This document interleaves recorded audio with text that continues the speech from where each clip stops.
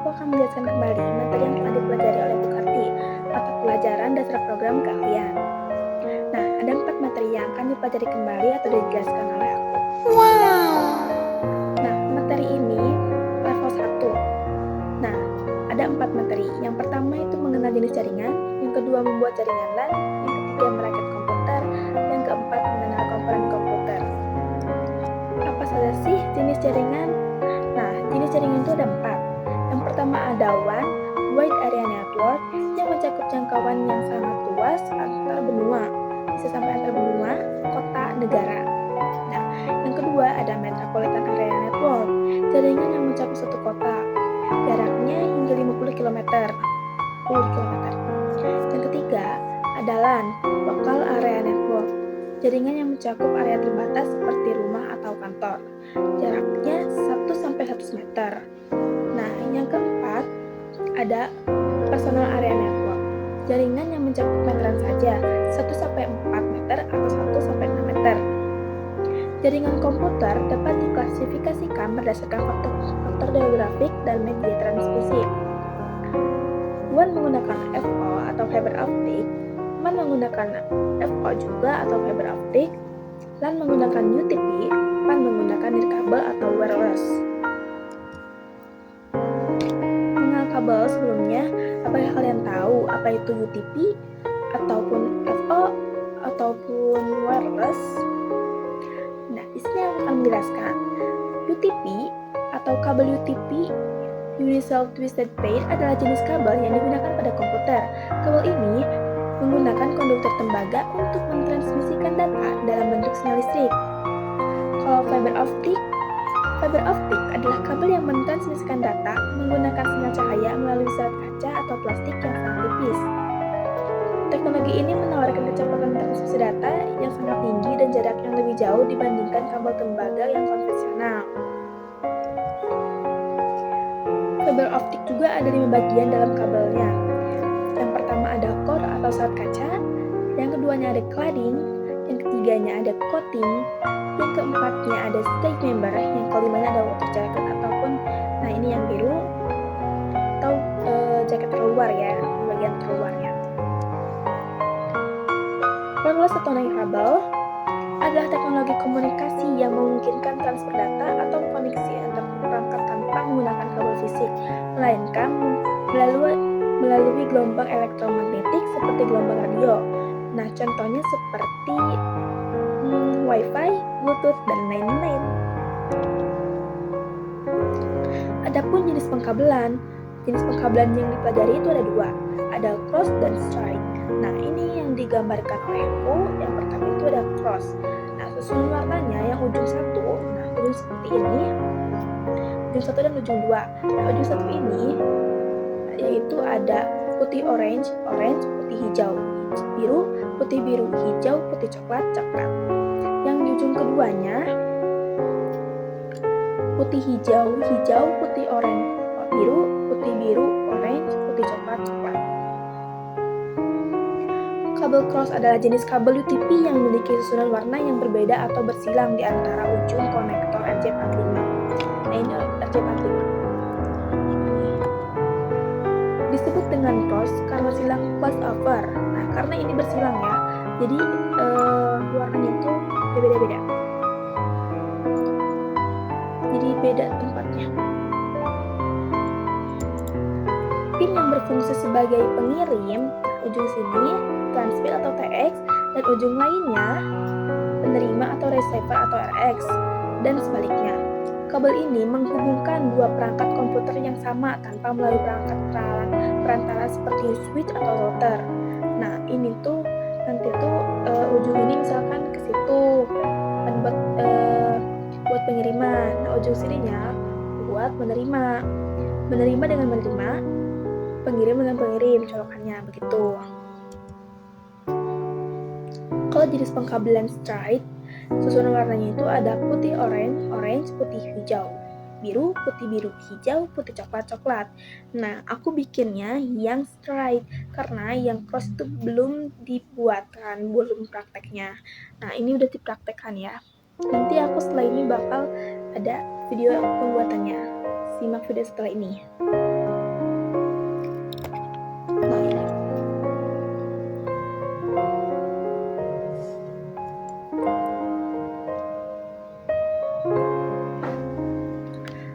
string adalah jenis kabel jaringan yang memiliki susunan yang sama pada kedua ujungnya.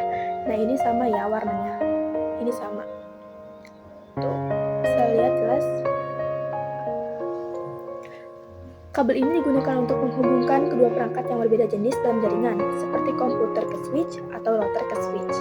Jadi, yang tadi itu yang sama, seperti penerima ke penerima, yang ke buat pengirim ke pengirim. Kalau ini tuh berbeda, tapi harus kayak ya ke switch ke router ataupun komputer ke switch. Tuh. Tutorial membuat kabelan straight atau pengkabelan straight. Yang pertama, siapkan kabel, crimping, lalu tester, dan RJ45. Potong atau kupas kabel sepanjang 2 cm, lalu pisahkan dan potong yang tidak perlunya, seperti buis yang putih. Susun warnanya sesuai warnanya, yaitu putih orange, orange putih hijau, biru putih biru, hijau putih coklat coklat. Masukkan ke dalam konektor, kunci dengan crimping sampai bunyi klik, sampai ke ujung. Masukkan sampai ke ujung dan lalu ini hasilnya. Kita cek menggunakan tester. Nah, hidupkan. Jika menyala semua, berarti berhasil. Selamat mencoba. Nah, cara merakit komputer yaitu pasang prosesor. Nah, buka soketnya di motherboard, posisikan CPU sesuai dengan orientasinya.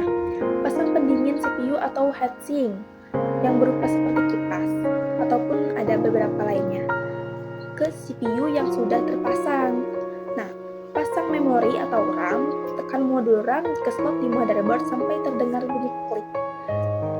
Lanjut, pasang motherboard ke casing.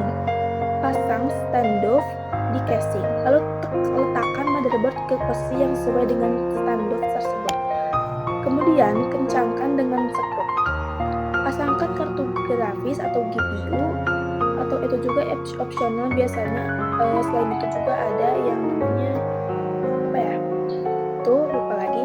Masukkan kartu grafis ke slot PCIe di motherboard. Pasang storage atau SSD atau HDD. Pasang perangkat penyimpanan seperti SSD atau HDD ke slot yang tersedia di casing. Pasang power supply atau PSU di tempat casing ya, pastikan posisinya benar. Lalu juga ada koneksi kabel. Nah, kabel daya, sambungkan kabel daya dari PSU ke motherboard, ke kartu grafis jika ada, dan komponen lainnya. PSU itu power supply unit ya. Kabel front panel, hubungkan kabel dari panel depan casing, tombol power, USB, LED ke motherboard sesuai fungsinya. Kalau kabel data storage, sambungkan kabel data dari SSD atau HDD ke motherboard. Nah, kalian bisa dicoba nyalakan komputer untuk memastikan semua komponen bekerja dengan baik dan booting ke BIOS atau UEFI.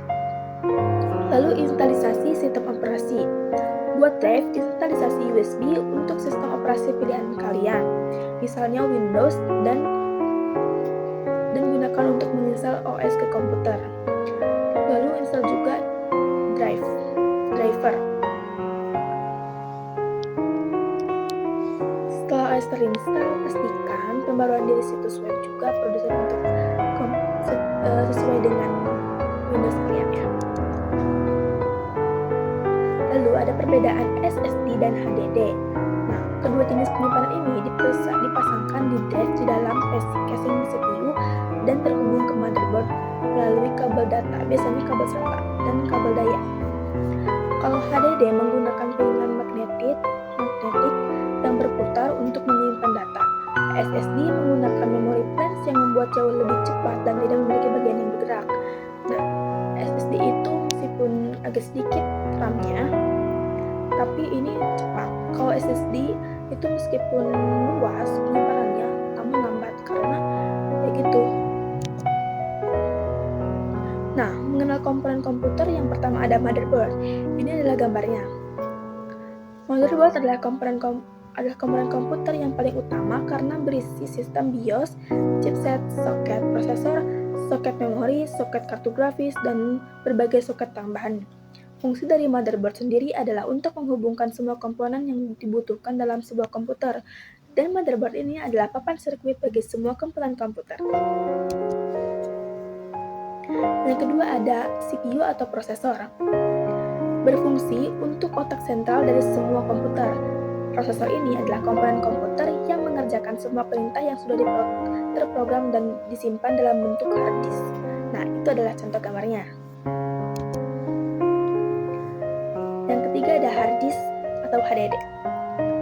Hard disk adalah komponen komputer yang berfungsi sebagai media penyimpanan data permanen. Jadi, data tidak akan hilang meski listrik sudah dimatikan karena berisi cakram magnetik yang mampu menyimpan data. Nah, yang lempengan berputar itu yang itu ya, di tengah. Lalu yang keempat ada solid state drive atau SSD. SSD adalah suatu komponen untuk menyimpan data menggunakan seperangkat IC (Integrated Circuit). SSD berfungsi untuk menyimpan data secara permanen yang disimpan pada chip memori flash berbasis NAND yang saling terhubung. Ini yang cepat ya, yang tadi yang lebih lambat. Kalau random access memory yang kelima adalah RAM. RAM adalah unit penyimpanan dan tidak permanen, artinya data dalam RAM akan hilang jika listrik mati. Dengan demikian, RAM pada komputer berfungsi sebagai memori sementara yang digunakan oleh komputer untuk menjalankan sebuah fungsi dari aplikasi atau perangkat lunak. Contoh gambarnya seperti ini, benar-benar mirip seperti ya. Lalu juga ada VGA adalah singkatan dari Video Graphic Array. VGA card berfungsi untuk mengeluarkan output grafis atau gambar untuk ditampilkan pada layar monitor.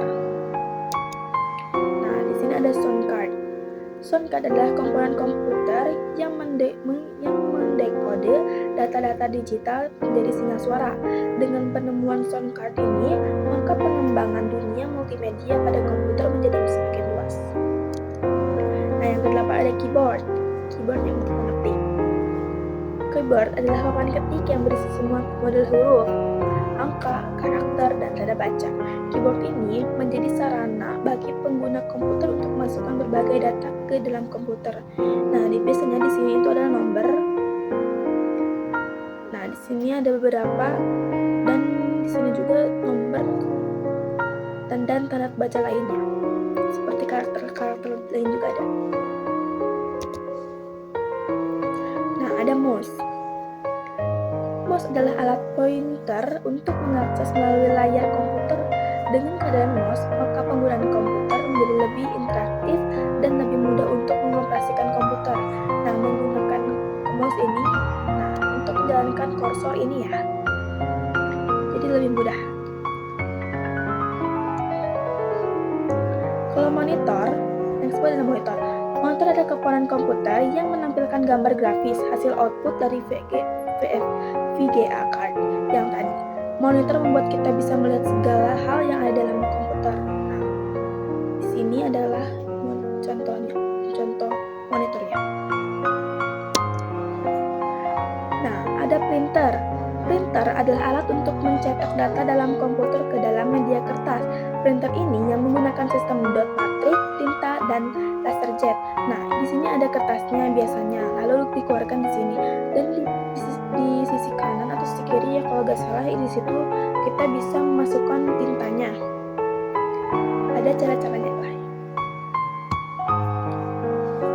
Nah, segitu saja presentasinya.